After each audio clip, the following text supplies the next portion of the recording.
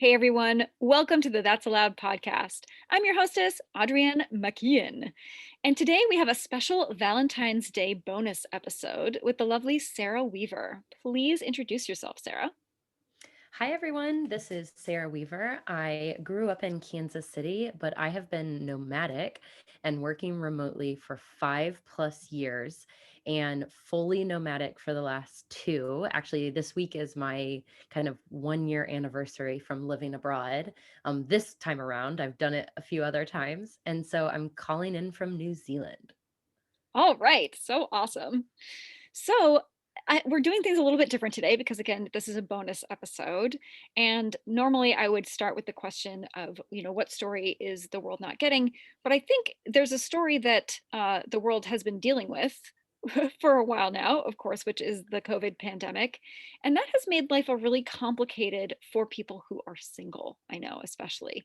And since you are a lovely single lady, I thought I would ask you to come on and talk a little bit about your experience dating during COVID.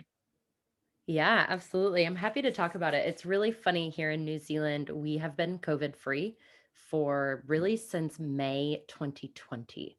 And so I think that my experience will definitely be different, but I really want today to just be lighthearted and funny. And I am pretty transparent with everything that has to do with money because I'm in real estate. That's the industry that I'm in. Also anything traveling and working remotely. And dating is something that I think I always allude to, but I don't think that I'm as transparent about. And so I'm happy to get uncomfortable with you today and be transparent about the lovely world of dating, especially online dating, which is just, Fantastic. oh gosh, so fun. Oh, so fun, right? So, I mean, I certainly went through my rounds on online dating. I am now happily married and delightfully so. But yeah, I definitely remember the horrors of the dating scene online. Yeah, and I Absolutely. think everybody loves to share the bad and the terrible and the ugly. And then I think frankly it like scares off people from trying it. Maybe someone's newly single, they haven't had to do it before, so they're inexperienced. Maybe they're an introvert and so meeting strangers is already uncomfortable and like just frankly a skill set that person might not have. There's a lot of like banter that has to happen via text message, so you have to be cute, funny, and intelligent and figure out information about that person to decide if you want to meet in person. And so, frankly, it's a lot of work. And so, I think today I really want to focus on some of the like lighthearted, funny things and the wonderful things because I'm happy to say, like, I've had a really great dating experience. That's I also think it's really funny. We joked offline, like, I don't really like taking dating advice from single people. It's kind of like taking like marathon running advice from someone that can't run a 5K. And so I'm actually really happy to have you chime in as a happily married person because I think that a lot of people discount your experience like, "Oh, you don't know what it's like to have to like be swiping on Tinder or Bumble or whatever site people are using these days." But frankly, like I think making a partnership work is actually the thing we should be focusing on and then focus less on the avenue of how that actually comes to fruition. Absolutely. So I used to be a dating coach in a previous incarnation, and I specifically worked with people who were on the spectrum. So I was helping people who really did not understand the rules of engagement around socializing and dating, and really help them to decode that stuff. So I come at this from I think a really unusual angle, but I think one of the most important things, like you said, there's so much expectation around courtship and being able to read those signals and being able to flirt and be witty and stuff like that. And that can be actually a really fun game for people who are good at it. To the Yes. point, I think, where sometimes people stay in the dating scene longer than they maybe should. Right? Because they're like, "But I'm good at this. I could I could keep this going indefinitely." Right? And dating can be fun, absolutely. So, let's talk a little bit about some of the more fun aspects. of online dating Yeah, for you? I think that the greatest part about dating is you learn so much about the world through that other person. So I go into most conversations thinking, okay, this person that I'm sitting across the table from or on the other side of a line of communication, they are an expert in something. Like something that I know nothing about. And so, what is that thing so that I can learn more about the world while I learn more about this person? Because frankly the truth is that that person could be like in and out of my life in a week, and so I might as well learn something about that person, or from that person I should say. And then the other really fun thing is you learn a lot about yourself, like especially on first dates. I think men are really pretty complimentary, like, oh wow, Sarah, you're really good at this, or oh, I noticed that you do this. And it's really fun because I know that for me, like I have a pretty strong circle of men and women that I keep in my life of Mhm. all different walks of life. And they probably don't come out and say, like, oh wow, Sarah, like you ask really tough, engaging questions. And that's something that someone told me on a first date. And so I was like, oh, I didn't know that I do that. I hope you don't feel like I'm interviewing you. And he was like, no, the opposite. I actually like feel like this is the best conversation I've had like on a first date in a long time. And so, like, what a cool compliment to get, and something that I probably wouldn't have experienced with someone that knows me really well, and wasn't in that situation. Yeah, so it can give you a fresh perspective on yourself. Absolutely. And I love, love, love what you said about learning from everybody that you meet. I think that is such an important key that people overlook is just this is an opportunity just to meet a new person and learn from them, whatever happens from there on out. You had this really interesting experience with this person that you probably wouldn't have had a conversation with otherwise. So that's Absolutely. that's just brilliant right there. And it Yeah. makes you a better listener. Like, as someone that I talk too much, just as I cut you off, I'm a really chatty person. And so it's a really good experience to learn to shut up and listen. And it's made me a much better listener. So thank Yeah. you, online dating. I had the same experience. The experience of dating was the experience of, okay, shut up for a minute and learn about this other person. Because you get into your spiel. It's like, oh, okay, I've got my little performance. Like, here's my persona. I'm going to show you all the best things about me. Like I always called it the storefront window. It's like you take all the good stuff and you just set it up in this little storefront window, right? And so you're like, okay, you want to come in because here's all the great stuff that you're going to find inside. But when you kind of let go of that and just focus on active listening and genuinely being there and like learning about this person, you discover, like you said, you discover not just stuff about them, but you discover things about yourself and you learn things about yourself. Like you said, you can get it's not just compliments though. Like you find in relation to different people, if you genuinely are relating to them kind of in the moment, Yes. you discover things about yourself. It's a really neat thing. Yeah, absolutely. And I think it really forces us to be more intentional. So just the other month I went on a first date with a guy, and it was going really well. We were laughing, and it was just a really great first date. And at the very end of the date, he asked if he could see me again. And thank goodness I actually did want to see him again, because a lot of times they ask and you're like, "Oh gosh, how do I get out of this answer?" Awkward. But this one I did want to see him again, and he said, "Great, but I have to ask you, are you looking for something serious?" And my internal dialogue is like, "Say no, say no, say no, like, don't tell him that you're looking for Don't something. scare him You're gonna." off. Yeah, don't scare him off. And I said, "Yeah, actually, I am looking for something serious." And he goes, "Good, me too." And then gave me a peck on the cheek, and that was it, and, like, the date ended. And I just was, like, kinda proud of myself as I walked home, like, "Alright, I, like, did I was true to myself, and it paid off." And now I'm, like, not Yeah, wasting my time. absolutely. Yeah, I think that's actually a great question to ask on a first date, like, "Are you looking for something serious?" I think people are so used to having to hide their true intentions, right? And it can get really exhausting trying to figure out, like, "Who do I need to be for you to like me?" Right?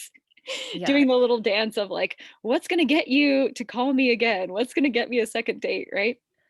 And I think you're absolutely right that It's better not to waste anybody's time. It's better to be totally upfront, super transparent.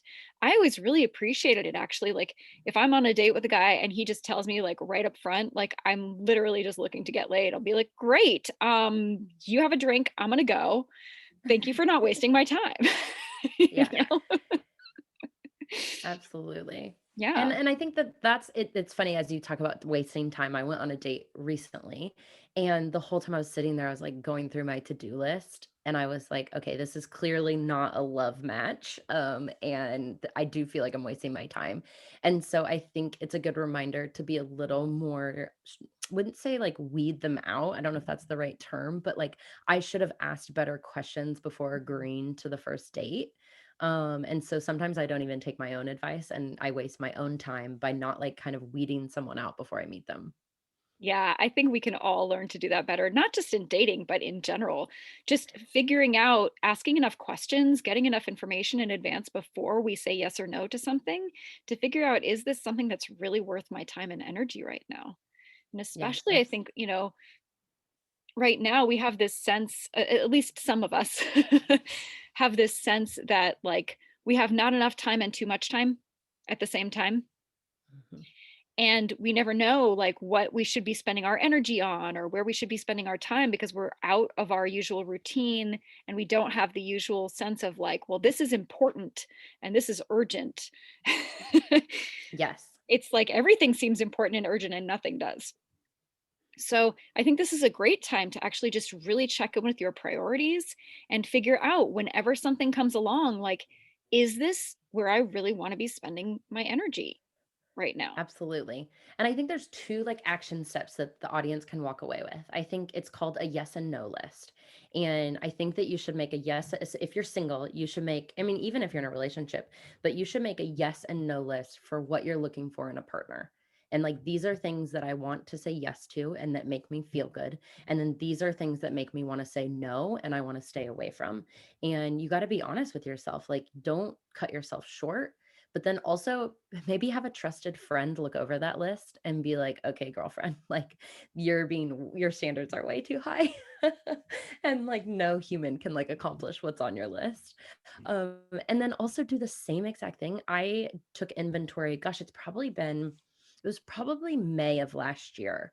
As like the world started opening, sorry, as New Zealand started opening up again, and I kind of went reemerged into civilization after our about 9 week lockdown, and I made a yes and no list. And so I took inventory of things that brought me joy, made me more productive, um, kind of created this like, who does Sarah want to be? And are these action steps making me that person? So, like, one thing, for example, that I cut out was I cut out grabbing my phone very first thing in the morning. And now ask me how long that lasted. I'm definitely back into that nasty habit. But I made an effort, and now that I'm going on air and talking about it again, I should probably commit to that activity again. But other things that I got rid of was reality TV. I even took inventory of my friends and who I'd like allowed to take up my time and do Zoom calls with and WhatsApp messages. And I really just took inventory of like, yes, this is serving me, and no, this isn't.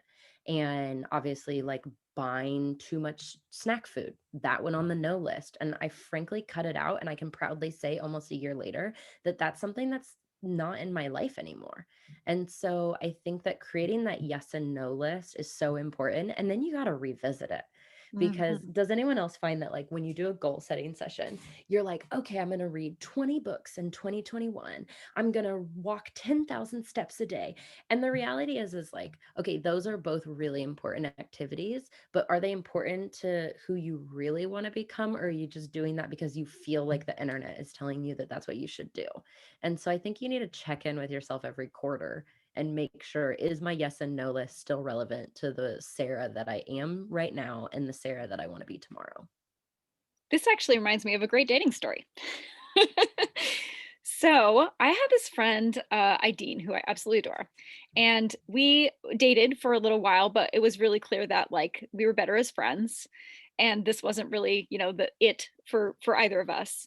And so then he came to me with like, the girls that he was dating and was, asking for advice and stuff. And so I kind of became his like, like best friend helping him out through this. And he was like, okay, so yeah, so I'm seeing this gal and like, she's like, I feel like I should like her, more than I do. And it's like, I'm wondering if I should give her, another chance. And I was like, hey, Dean, if it's not a fuck yes, it's a fuck no. Okay. And he was like, oh. And like 2 weeks later, he writes to me and he's like, I found my fuck yes. And they're married, they have a kid. And I was like, yeah, dude. Cause that's the thing. It's like you have to find your fuck yes. That person that just makes you go, oh, yeah, this is it. Like, I'm not, because if you settle for less, then you end up with less. And I totally get the thing of like, okay, you have to make your standards realistic. But at the same time, I really want to encourage people to think about like, what are those, maybe top 5 things, like the things that you value like the most, where it's like, no, these are my must haves.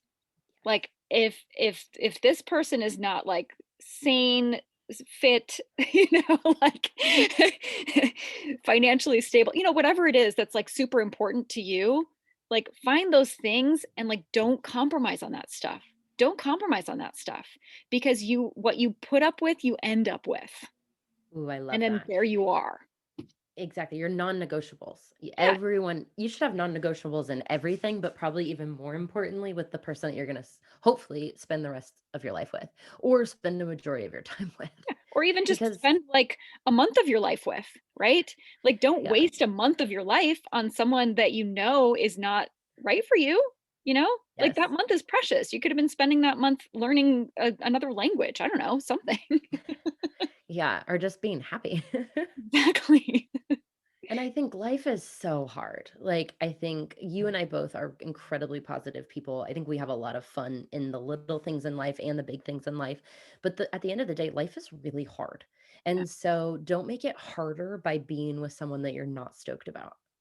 Or who makes you feel like you're difficult to love. I mean, that's a Yes, really big one for me. It's like if you're with someone that you have to convince them that you're worth it, get out of there. Get out of yeah, there. I wrote a whole book about this called Enough, where it's like you just have to like recognize there's somebody out there who is going to absolutely adore you exactly the way that you are. And you're going to adore them the way that they are. Like there may be things that you would like encourage them to look at, but at the at the end of the day, like you will always love them just the way they are because of who they are, you know? Like, exactly. And their flaws or their shortcomings are things that you can live with because you're not going to change them. exactly. You Especially if you're cannot. listening to this podcast and you're older than 25, like, that person that you are dating is maybe a little bit malleable, but they ain't changing. They are who they are. They might change for themselves, if they realize that a change needs to happen, but they ain't never going to change for anybody else, nor should they, because that's Yeah. not the way that life works, right? Your life is not a democracy. Nobody else gets a vote, even your partner. Like you are you and you decide these things. And so if you come into a relationship thinking, oh, this person's perfect except this one thing I'm going to change, get out of there. You are Yeah. not going to change that thing, whatever that thing is. Well, and I think it goes to say that it's a mirror, and so you also need to look in the mirror and say, "Am I someone that I would wanna date?" Right. And be really honest about the things that are you gonna attract a life partner with the things that you do and say and believe. Absolutely. So, yeah, you, for example, like you've created this amazing financially stable like situation for yourself, right? Congratulations. That's amazing. Thank you. So many women, I think in particular, are looking for somebody who's financially stable because they just don't see that in the cards for them, right? Mm, They think, oh, it's just way too difficult for me to, become financially stable and independent on my own. So I need to find someone who's going to support me. And that really, really narrows your options, first of all. And second of all, like you said, would you want to date someone who's just dating people for financial stability? I wouldn't. y yeah, it's really interesting. I immediately think of a couple that I know, and they really fit that, like, traditional mold of the, like, husband and the wife. So the husband goes to work and the woman stays home and provides for her family. And frankly, I think it really works for them. Like, I think they're both incredibly happy. And so, if you're the woman that you just described that wants to be with someone that's financially stable, then you're probably going to have to be really intentional about finding a man who views a partnership that way. Right. And maybe move to the Midwest, hint, hint. um, I think that that's there. And whereas for me, like that would never work for me. That wouldn't make me happy. That wouldn't be the type of person that I would be attracted to. But nothing wrong with that. Like that, like good for you if that's what works for you. You just probably have to be really intentional. Just like I'm intentional on the opposite side. Like I'm not really gonna date. I joke, and this is a meant to be a joke, but I don't date a med student. I date a doctor. And so I'm not looking for someone who's like an undecided major trying to figure out their life. I want someone that's like pretty clear on their path. Could they be struggling? Could they be in the startup years? Of course. But I'm not really looking for a passion project Yeah. in Yeah, a and to be clear, relationship. like, I'm not trying to, like, shit on anybody's, values if, like, Mm, it's important to you. But at same. the same time, what I'm saying is maybe take a look at what are the things that I'm looking for in a partner? Are those anything are is there anything there that I could just do for myself? Like, can I Oh, I love that. create for myself this situation that I'm expecting a partner to create for me? And if you can do that, the more you can do that, I think the better your chances become of finding someone that you can just absolutely adore exactly as they are, because you're not looking for someone to fill in the gaps for you. Yes, I love that. And I think also one mistake that I've made, that I would love for people to learn from is I relied too much on my partner emotionally, Mhm. and I wouldn't say financially, that wouldn't be like quite a fair representation, but I definitely, like, for example, he would come home and I would just like unleash my bad day on him. And I was not self-aware enough to realize, like, some of those conversations, like, should have been shared with my manager at work so that it actually was productive and solving a problem, should probably be shared with my best girlfriend, who gives really good advice, should probably be shared with my mom, who I love and trust. But instead, I was looking at this one human to wear, like, 5 different hats and to, like, tell me that I looked good and pretty and loved, and it was just my expectations for that poor man were way too high. And I'm now glad to say that I can like look back in self-reflection and I don't do that anymore. And I have like, I think everyone kind of has like, you have the friend that you love to like get silly drunk with. You have the friend that you love to go to concerts with. You have the friend that you like love just walking around Target with. And those probably aren't the same 3 people. Or maybe they are, but for me, they're not. And so, like, there's someone that I talk about business, there's someone that I talk about with and so I think that that's something to make sure, like, are you putting too much pressure on your own relationship? And is that why it's failing? Absolutely. My lovely friend Stephanie, who actually did my Valentine Day episode last year, loves to talk about her three guy theory. That you need at least three guys in your life. You need one to travel with, you need one to like for companionship on the everyday level, and then you need the guy who just like gives you the fire in your loins, right? Well, amazing if you can find all of those things in one person. But a lot of us need a best friend to do some of that stuff. Yes. And we need a therapist or we need a counselor or somebody. And I think it's a really smart thing to recognize that you do need these different people, especially right now. I think there's a lot of burden being put on partners when they're quarantined together. And so I really want to like not just single people. This has been a hard time for everybody in so many ways. And so if you are realizing that your relationship is really strained right now and that this might be a really difficult time for you guys to get through, I know it's really hard to not be able to miss somebody because they're always there. So really find ways to do your own thing, even if you're stuck in the same like studio apartment together. Take your time to have your me time. Yes. Let your partner have their time to have their me time. Encourage them to have their own projects and their own people. you know? I think that stuff is really, really important. And I mean, I absolutely adore my guy and like I would spend 24/7 with him if I could, but then I know that like it would be problems. Yeah, So absolutely. we do this thing where every day that we can, we go for a walk together. And that walk is the time where we really like connect and have quality time and like decompress and talk about things. But, when we're working, like, we're working. We don't stop and chat. Like, he's got his stuff going on and I've got my stuff going on, and even though we share an office, like, we try to keep that that kind of cubicle wall up of, like, "You're working on your stuff right now, and I respect that." And I Yeah. think, one thing I could really advise everybody to do right now is create a social life for yourself. Even if you're stuck inside, Zoom with people, chat with people, call people, do all those things, and not just social media. Don't just like post to a bunch of people. Like have actual real social time with people that you care about. Be intentional Well, about it.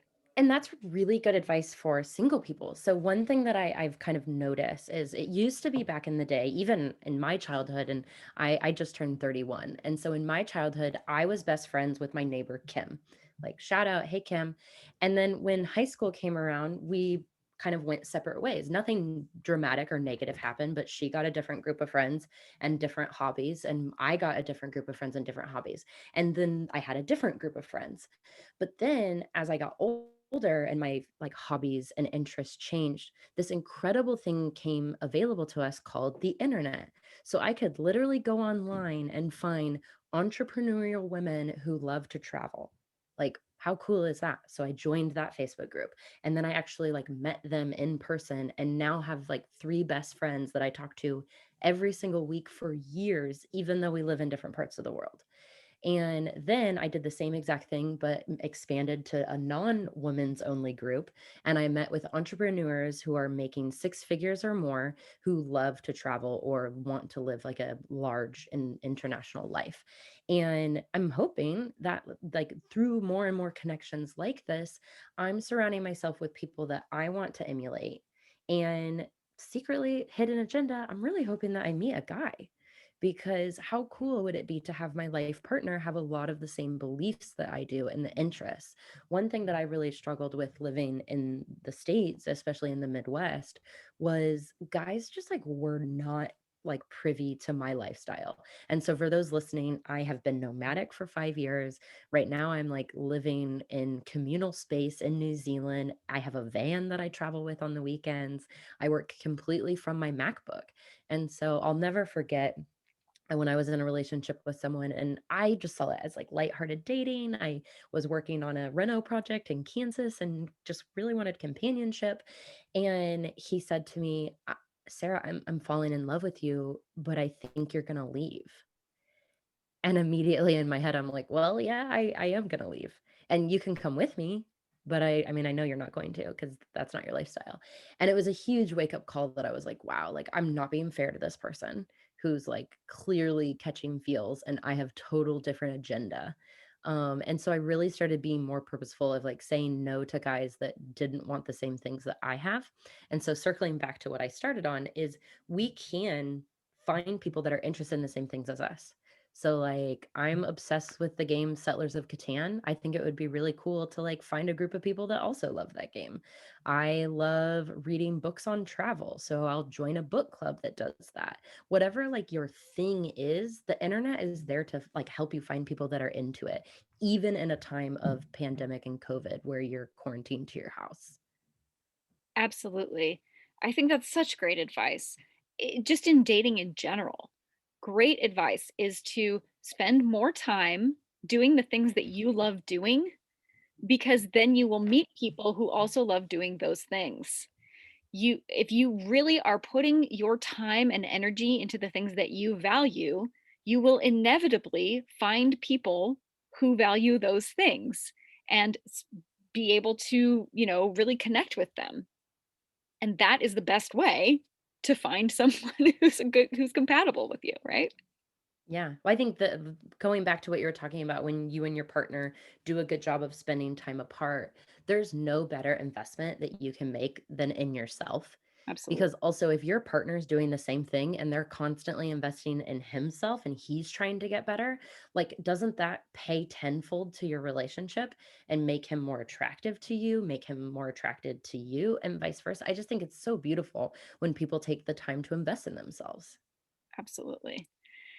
Yeah. So what advice would you give, so there, people who are like stuck in quarantine, stuck inside their houses, feel scared to go on actual dates right now. What advice can you give them in terms of how to just meet and spend time with interesting prospects? Whew, that's a really hard one. And I feel bad because frankly, I can't sympathize with a lot of people because no, like we've been COVID free here in New Zealand for a really long time. I did a 9-week lockdown and that was it. And then like was released back into the wild. And so I think you have to first check in with yourself and find out your comfort level. So I know some of my friends are going like socially distanced dates and that's working for them. I know other friends that are like just choosing to like spend a lot of time texting someone on a dating app, finding out how much exposure that person is having to the outside world and then deciding if they can go on a date with that person. But I really think like right now is the best time to do exactly what we just talked about, which is invest in yourself. So really take heed in the fact that you should come out of this pandemic a better version of yourself.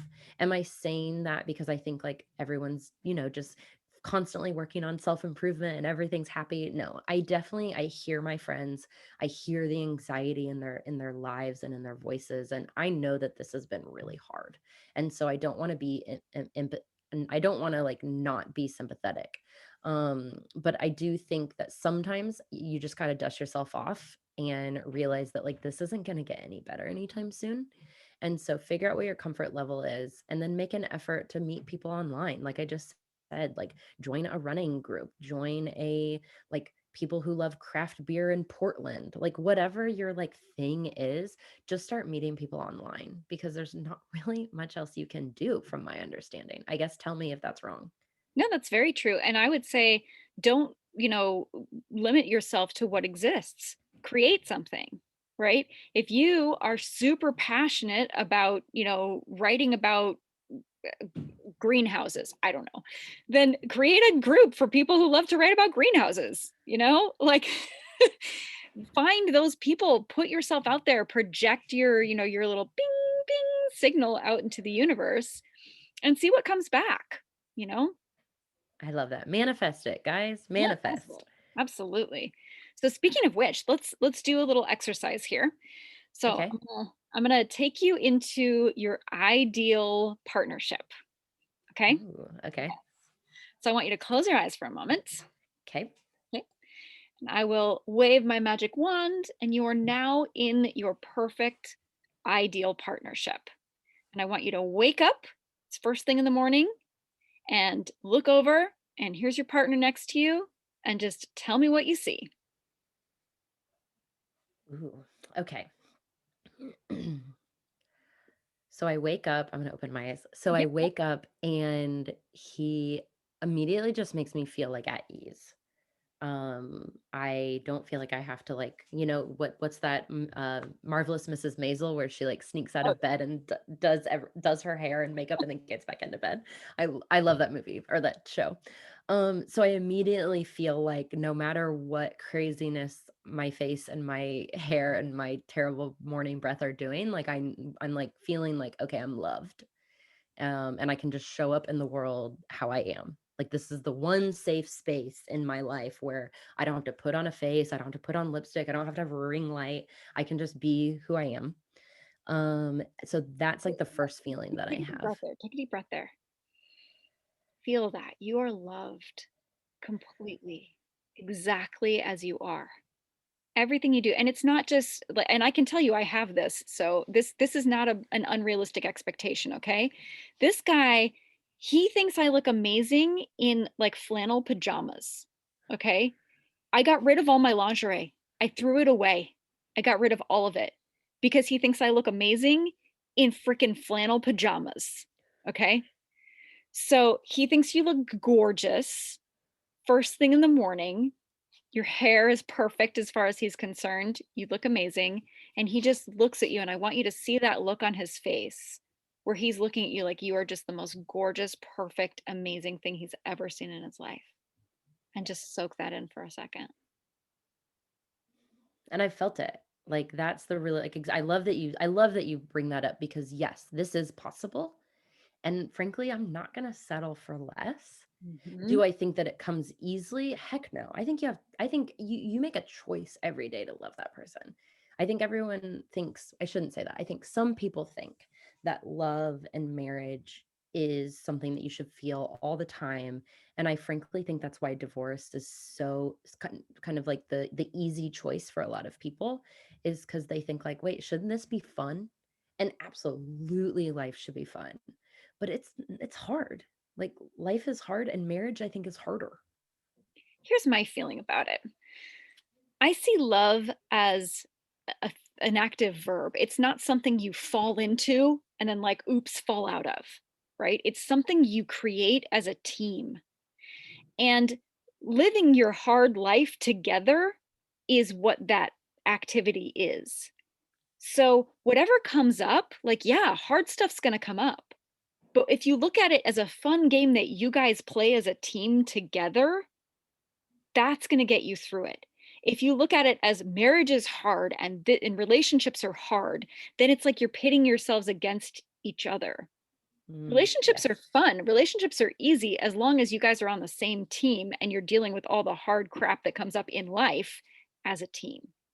Yeah, and I love that. So I approached a friend of mine and I asked her, like, "Is marriage hard?" And she was like, "Not really." She's like, "My" her name's Lizzie, and she was like, "Honestly, like, we have so much fun together, and sometimes when we hear people say marriage is hard, we, like, are like, 'Wait, are we doing something differently? Like, Yeah, we're doing it wrong. how are we doing this so well?'" And then so I took that same conversation, I took it to my friend Laura, who's been with her boyfriend, now husband, for gosh, I mean, I joke that they've been together since they were, like, 12. And she's so funny. And she said, "Oh," she goes, "It's funny, I've talked to my husband about this. And I one time shouted in our tiny apartment, like, 'Hey, is being married to me hard?' And he goes, 'Nope, not really.' And she goes, 'Yep, because I'm a fucking gym to be married to.'" And I love that because I think she's like, I think that he's right. Like, he's not lying. He would tell her if like it was hard. And I think both of them are really good examples of choosing the partner that was right for them. They both of their lifestyles are completely aligned with their partner. They want the same things. They all have a hilarious sense of humor. And they really value each other. And what's really cool is, like, when I visit them, I usually stay at their house because they live out of state.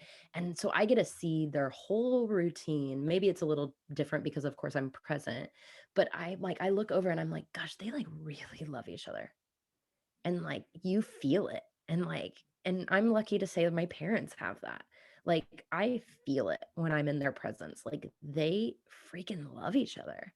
And even when it's hard, or in their cases, I guess it's not hard, but I think that's because they make a choice every day. Yeah. There's a great study that they did where they had newlywed couples come in and they actually observed them in the lobby, like with, video cameras. Mm. And then they had them come in and, ask them some interview questions, but it was actually what they did in the lobby that they were most interested in.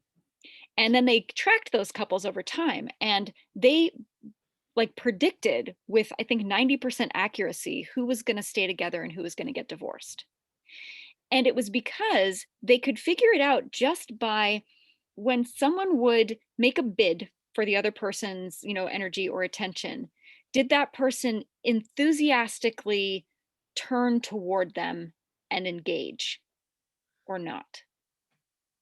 And that's the whole frickin' thing. That's what relationships are. It's like you make a bid, say, "Hey, look, there's a bird outside." And either your partner goes, "What? Cool. Where? Let me see." Or they're like, "Uh-huh, I'll be with you in a minute." I love that. And that's the whole thing. It's like you make that effort, and that's what the verb of love is care. Do you care enough about this person to show your care and care for them and care with them for what they care about. Now, you don't have to be as passionate about, like if you're, let's say your husband's really into football and you could not care less about football. Like, you don't have to sit there and watch the games and do the whole thing with them, right? But when they come to you all excited about football, don't shut them down.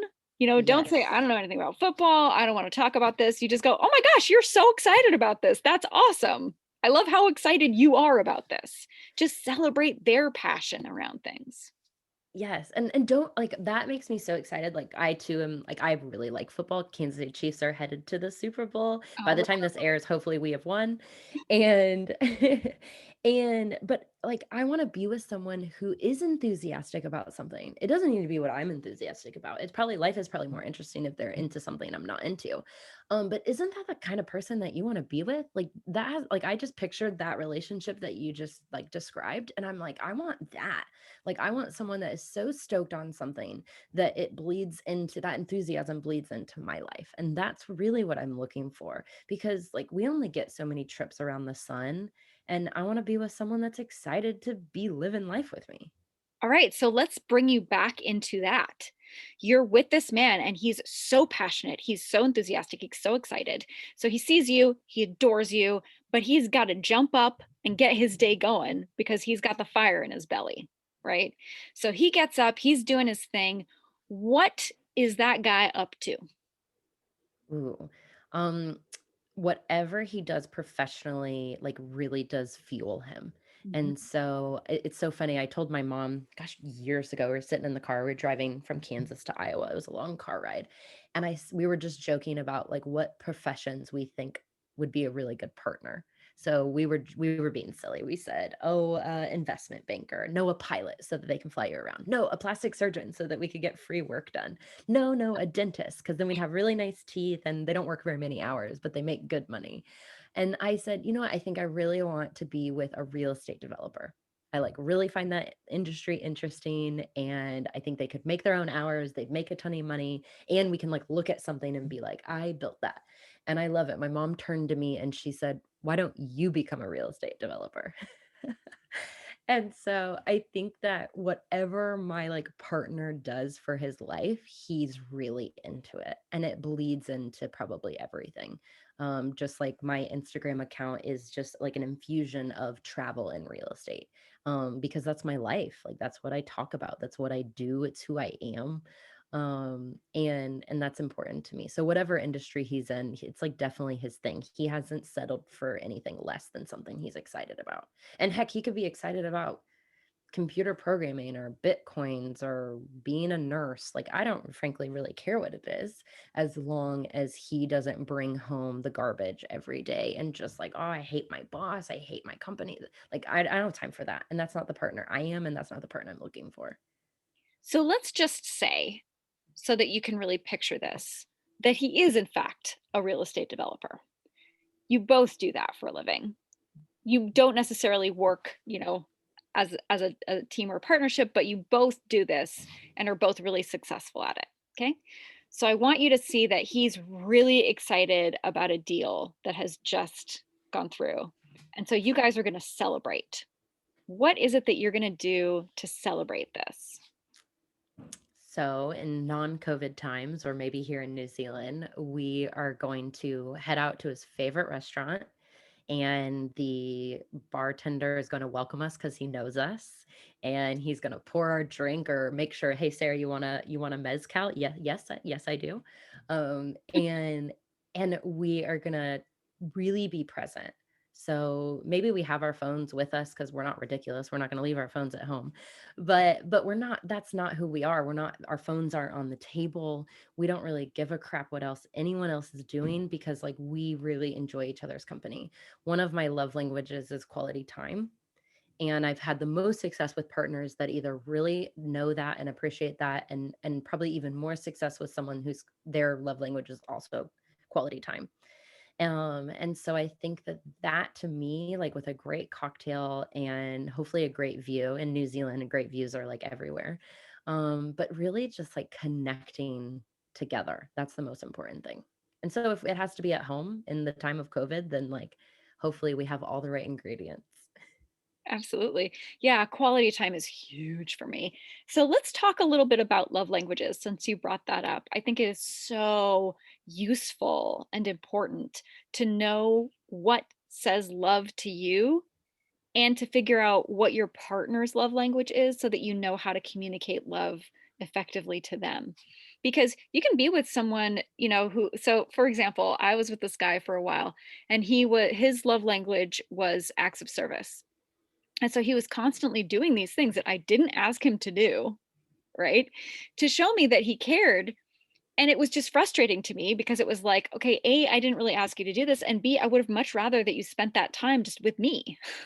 Like you spent all this time like fixing my car or doing this or doing that that like I didn't really ask you to do. And, instead we could have, gone for a long walk together. Yes. So I think first let's tell the audience the 5 love languages. So it's a book by, is it Gary Campbell, I believe?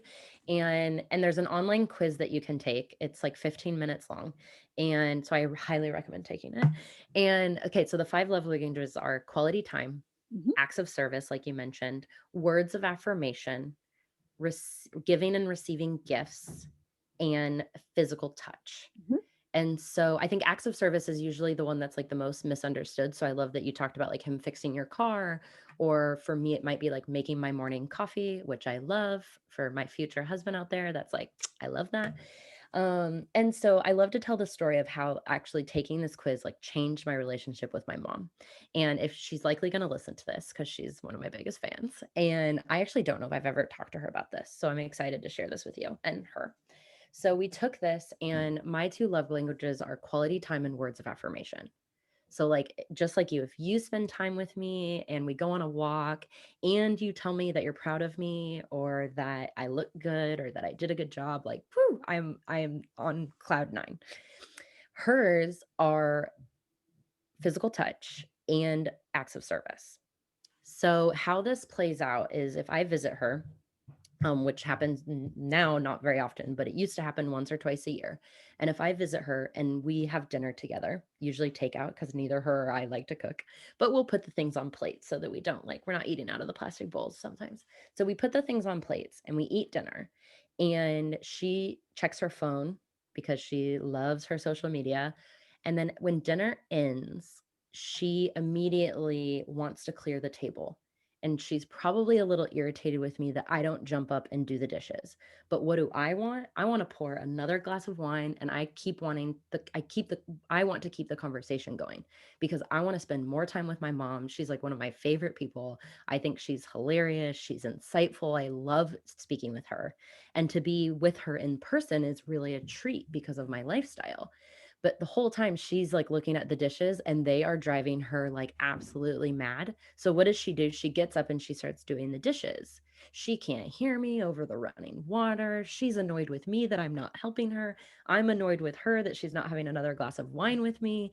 And it just turns into this tension that really doesn't need to happen, because instead, what I should do, instead of expecting her to change, I should jump up, help her with the dishes, make sure that she has a full glass of wine, and then we should sit back down immediately after the dishes are done. And I think that that is because I've took this silly little online quiz about love languages. Yeah, love languages are like you said, I've had that experience in so many relationships where I suddenly realized like, "Oh, this isn't working because they're trying to show me love in this way that I'm not hearing it, and I'm trying to show them love in a way that they're not getting it." Yes. So, can be so useful. Now, I wanna just take you back one more time to your ideal perfect life here. You said he's gonna make you coffee, so of course you've got your cup of coffee, right? You guys have he's told you that, you're gonna celebrate tonight, you're gonna go out, you're gonna have this amazing time. But right now, you're both gonna go down and, make breakfast together. And so I want you to describe to me what that experience is for you of making breakfast with this perfect partner in this perfect house in your perfect life. Okay. Um, So because I'm in real estate, I know exactly what the house looks like. Depending on I guess depending on what house we're in and what part of the country. But we have a ton of natural light coming in. We have a view of some kind. It doesn't really matter to me if it's mountains or beach. But we have a beautiful view and a ton of natural light. And the energy just feels calm. Like the like stress of my to-do list hasn't hit me, and same with him. I feel like he's got this. I actually had a really great partnership years ago where I packed his lunch and he made breakfast because I can make a sandwich and about nothing more than that, and he was a really good cook. And so we had this like really great routine, and just like the small, I think his love languages were words of affirmation and physical touch. And and he would tell me like, hey, I really appreciate that you like bought the nicest whatever for my lunch, or oh, I noticed that you got that. I really like that. So like notice the effort that I made, and said something about it. And then don't you love like when you're doing the dishes or you're just anywhere and you just get like an arm touch, Mm, or like squeeze, or like a hip bump, or oh, the best, like a hug from behind. Just like, hey, I'm here and I like adore you. And how yeah, good you is feel that? he's wrapping his arms around you. You're getting that back hug. You're getting that you can feel the breath just right here. And maybe Mhm. he even whispers a little something in your ear. Yeah, it's just the best. And it's effort. I shouldn't say effortless because I think you make a decision to do these things, but it like when you see that person, you're like, "Oh, I immediately want to wrap my arms around that person." It's like not a chore. Yeah, I just don't feel the effort of it. Like it flows from me so easily. And I think part of that is just the habit and the commitment. Once something's a habit, it's really easy and you don't think about it. And so if you're in the habit of showing someone that you adore them, like that, it becomes natural. Mhm. It's not work. It's like, yeah, it's so fun to walk up behind somebody and wrap your arms around them and tell them how much you love them because you know how well that's going to be received and that you're going to get the exact same thing back in return. Yeah. Beautiful. Yeah. So we're about to wrap up here, but I just want to say, like, what do you think is the main kind of message or takeaway for the listeners today? How can you create love in your life right now, whether you are in quarantine or not? Ooh, I love it. Create love. Is that for another person or for yourself? Yes. I think that I immediately answer the question with, if you gotta love yourself. Like Hmm. you gotta love yourself with like the good, the bad, and the ugly, because there is no one harder on you than yourself. And people can feel it. Like I can feel it when I go on a date with someone and I'm like, that guy does not love himself. Like Yeah. he's got a lot of baggage and a lot of issues. And I don't really want him to unpack his luggage in my life. And so I think the very first thing that people can do when they end this episode is grab a piece of paper and write down 3 things that they like about themselves. And some days it's my hair, and some days it's my attitude, and some days it's an accomplishment that I have, but it doesn't really matter. The act is more important. So write down 3 things that you love about yourself.